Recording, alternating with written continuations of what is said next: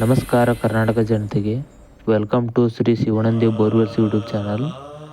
ಇಂದಿನ ಕೆಲಸವನ್ನು ನಾವು ಕೊಡಗು ಜಿಲ್ಲೆ ಕೊಡ್ಲಿಪೇಟೆಯಲ್ಲಿ ಮಾಡ್ತಾ ಇರೋದು. ಇದು ಟೋಟಲ್ ಆಗಿ 500 ಅಡಿ ಬಾವಿ ಅಂತೆ. ಒಂದು 20 ಅಡಿ ಜಿಯ ಪೈಪ್ ಬಂದ್ಬಿಟ್ಟು ಅರ್ಧಕ್ಕೆ ನಿಂತ್ಕೊಂಡಿದೆ. ಕೆಳಗಡೆ ಇಳಿತಾ ಇಲ್ಲ, ಮೇಲ್ಗಡೆನೂ ಬರ್ತಾ ಇಲ್ಲ ಅಂತೇಳಿ ನಾವು ಕಾಂಟ್ಯಾಕ್ಟ್ ಮಾಡಿದ್ರು. ನಾವು ಹೋಗಿ ಕ್ಯಾಮ್ರಾ ಬಿಟ್ಟಿದ್ರೆ 320 ಅಡಿ ಹೋಯಿತು.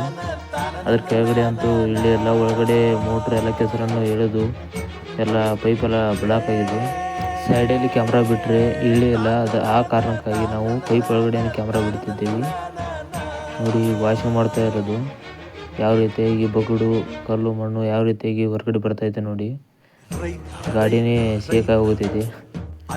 ಇದು ನನ್ನ ಮೊದಲನೇ ವಿಡಿಯೋ ಆಗಿರೋದ್ರಿಂದ ಏನಾದರೂ ತಪ್ಪಾದಲ್ಲಿ ಕ್ಷಮೆ ಇರಲಿ. ನೋಡಿ ಪೈಪ್ ಒಳಗಡೆ ಯಾವ ರೀತಿಯಾಗಿ ಕೆಸರು ತುಂಬಿಕೊಂಡಿದೆ ಅಂತ. ಪೂರ್ತಿ ಎಲ್ಲ ಪೈಪ್ ಎಲ್ಲ ಒಳಗಡೆ ಎಲ್ಲ ಬ್ಲಾಕ್ ಆಗಿದ್ದವು.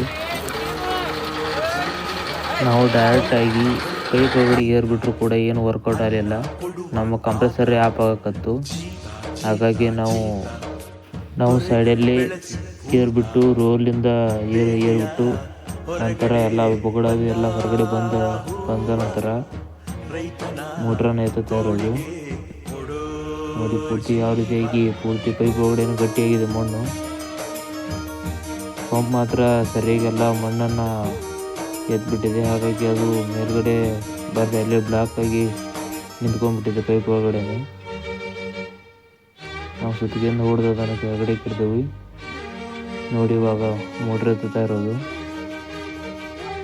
ಮೋಟ್ರ್ ಸುತ್ತಮುತ್ತಲು ನೋಡಿ ಯಾವ ರೀತಿಯಾಗಿ ಕೆಸರು ತುಂಬಿಕೊಂಡಿದೆ ನೋಡಿ. ಇವಾಗ ಮೋಟ್ರ್ ಪೂರ್ತಿಯಾಗಿ ಸಂಪೂರ್ಣವಾಗಿ ಮೋಟ್ರು ಕೇಬಲ್ ಎಲ್ಲನೂ ಕೂಡ ಸೇಫಾಗಿ ತೆಗೆದಿದ್ದೇವೆ. ಇದು 5 HP ಮೋಟ್ರು, 10 stage ಪಂಪು. ಮತ್ತೆ ಸಿಗೋಣ. ಜೈ ಜವಾನ್ ಜೈ ಕಿಸಾನ್.